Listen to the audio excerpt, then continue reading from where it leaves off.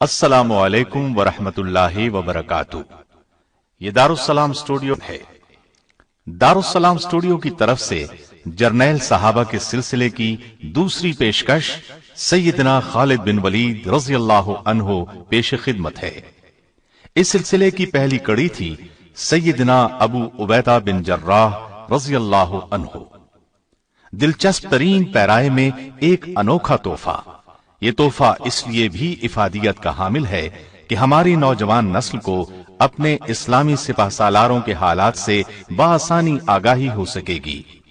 ایک عظیم جرنیل کی کہانی جس نے روم اور فارس کے ایوانوں میں لرزہ طاری کر دیا، جسے نبی اکرم صلی اللہ علیہ وسلم نے سیف اللہ کا خطاب دیا۔ تو آئیے سنتے ہیں سیدنا خالد بن ولید رضی اللہ عنہ۔ اللہ کی راہ میں جہاد کرو جیسا کہ جہاد کرنے کا حق ہے، اسی نے تمہیں برگزیدہ بنایا ہے اور تم پر دین کی کسی بات میں تنگی نہیں ڈالی، اور تمہارے لیے تمہارے باپ ابراہیم کا دین پسند کیا۔ اللہ نے پہلے یعنی پہلی کتابوں میں تمہارا نام مسلم رکھا تھا، اور اس کتاب میں بھی تمہارا یہی نام رکھا ہے۔ جو مسلمان گھروں میں بیٹھ رہتے اور لڑنے سے جی چراتے ہیں اور کوئی عذر نہیں رکھتے، وہ اور جو اللہ کی راہ میں اپنے مال اور جان سے لڑتے ہیں، وہ دونوں برابر نہیں ہو سکتے۔ اللہ نے مال اور جان سے جہاد کرنے والوں کو بیٹھ رہنے والوں پر درجے میں فضیلت بخشی ہے، اور گو نیک وعدہ سب سے ہے، لیکن اجر عظیم کے لحاظ سے اللہ نے جہاد کرنے والوں کو بیٹھ رہنے والوں پر فضیلت بخشی ہے۔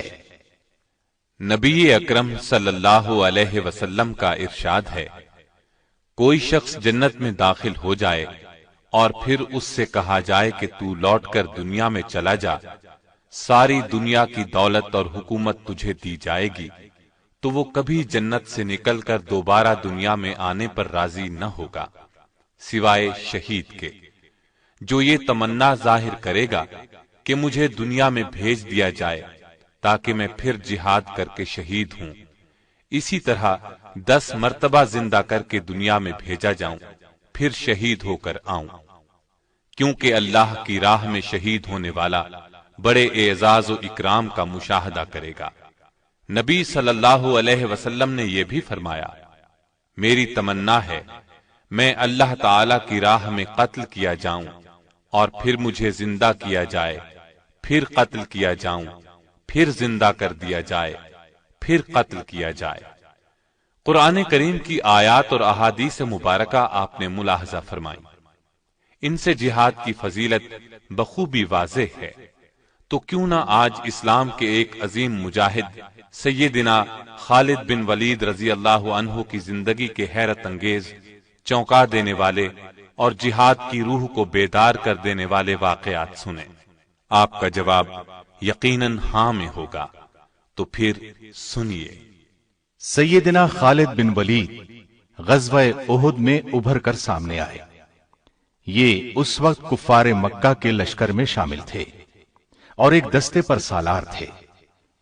نبی کریم صلی اللہ علیہ وسلم نے احد کے میدان میں ایک چھوٹی پہاڑی پر